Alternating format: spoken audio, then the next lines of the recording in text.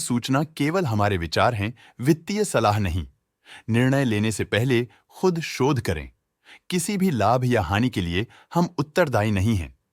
आज हम देख रहे हैं कमिंस इंडिया लिमिटेड के 2025-26 Q1 की standalone financial performance. Starting with the sales, पिछले क्वार्टर से सेल्स में 18% का इंक्रीज हुआ है, मगर कंपनी ने पिछले साल के मुकाबले 26% का सेल्स इंक्रीज रिपोर्ट किया। Expenses 18% quarter on quarter increase हो गए हैं, जो साल भर के 24% के राइज के साथ अलाइन करता है।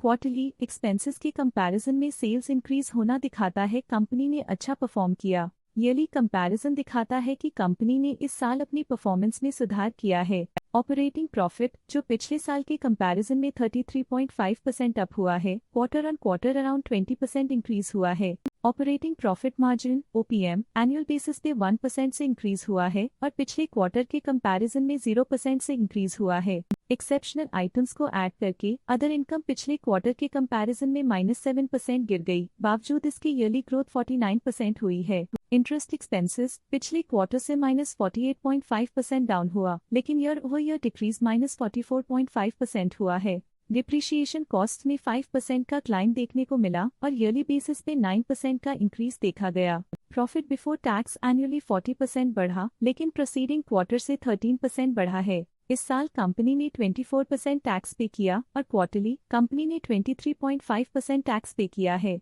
नेट प्रॉफिट ने ईयर ऑन ईयर 40.5% का इंक्रीज दिखाया, लेकिन लास्ट क्वार्टर से 13% का इंक्रीज हुआ है। इस क्वार्टर में कंपनी का परफॉर्मेंस ठीक रहा, ऑपरेशनल एफिशिएंसी में कुछ सुधार हुआ है।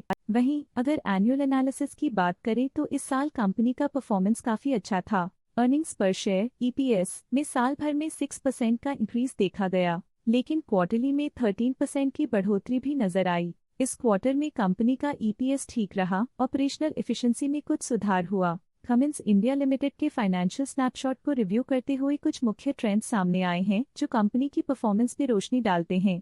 जून 2022 से जून 2025 तक कमिंस इंडिया लिमिटेड की फाइनेंशियल जर्नी में सबसे पहले बात करते हैं सेल्स की। इस साल सेल्स में 21% की वृद्धि हुई है और पिछले 4 सालों में 65% की वृद्धि हुई है, जो एक निरंतर अपवर्ड ट्रेंड को दर्शाता है। पिछले 3 साल से सेल्स लगातार बढ़ती जा रही है, जो मार्केट एक्सपेंशन और कंज्यूमर डिमांड में वृद्धि को दर्शाता है। अब बात करते हैं एक्सपेंसेस की। इस साल एक्सपेंसेस 21.5% बढ़े हैं और 4 सालों में 53% का इजाफा हुआ है। इस साल हालांकि एक्सपेंसेस सेल्स से थोड़ा ज्यादा बढ़े हैं, मगर ग्रोथ रेट्स का करीब होना स्टेडी ऑपरेशनल कॉस्ट को दर्शाता है। ऑपरेटिंग प्रॉफिट का सफर स्टेडली ऊपर चढ़ रहा है, इस साल 18% की बढ़ोतरी के साथ और पिछले 4 सालों में 133% का नोटिसेबल राइज हुआ है। पिछले 3 साल से ऑपरेटिंग प्रॉफिट लगातार बढ़ रहा है, जो कॉस्ट मैनेजमेंट और ऑपरेशनल कुशलता को दर्शाता है। नेट प्रॉफिट का सफर ऊपर की ओर चल पड़ा है, इस साल 17.5% की चढ़ाई के साथ पिछले 4 सालों में लगभग 1.5 गुना की शानदार वृद्धि हुई है।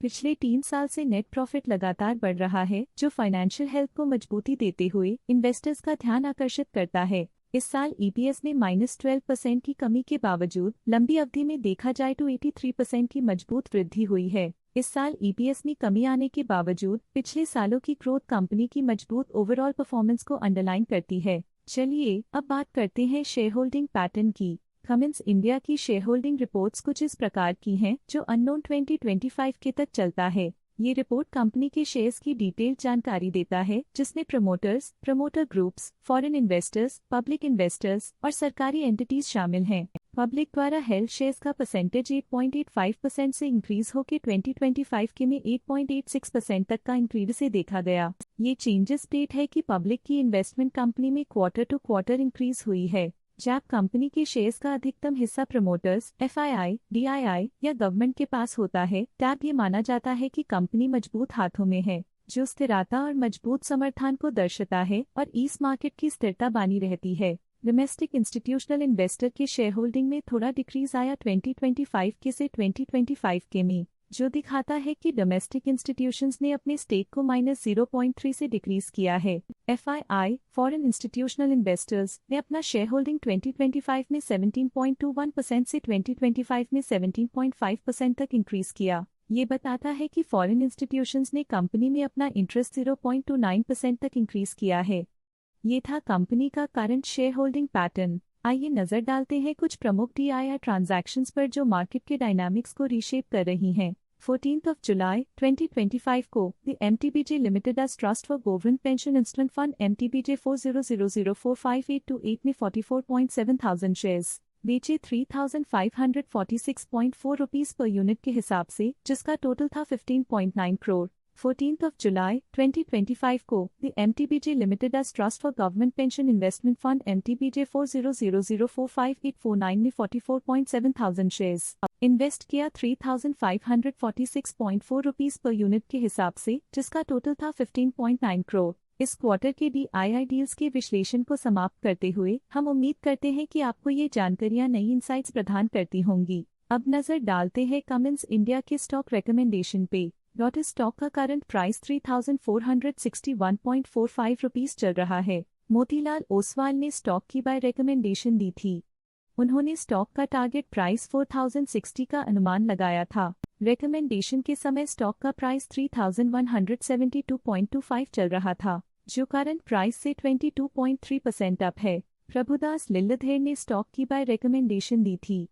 उन्होंने स्टॉक का टारगेट प्राइस 3646 का अनुमान लगाया था। रिकमेंडेशन के समय स्टॉक का प्राइस 3172.25 चल रहा था, जो करंट प्राइस से 11.5% अप है। ICICI सिक्योरिटीज ने स्टॉक की होल्ड रिकमेंडेशन दी थी। उन्होंने स्टॉक का टारगेट प्राइस 2900 का अनुमान लगाया था। रिकमेंडेशन के समय स्टॉक का प्राइस 2890.2 चल रहा था, जो करंट प्राइस से 6% डाउन है। आज के लिए फाइनेंशियल सेक्टर में इतना ही। देखने के लिए धन्यवाद। स्टॉक लेटेस्ट न्यूज अपडेट के लिए चैनल को सब्सक्राइब करें और वीडियो को लाइक एंड शेयर करें।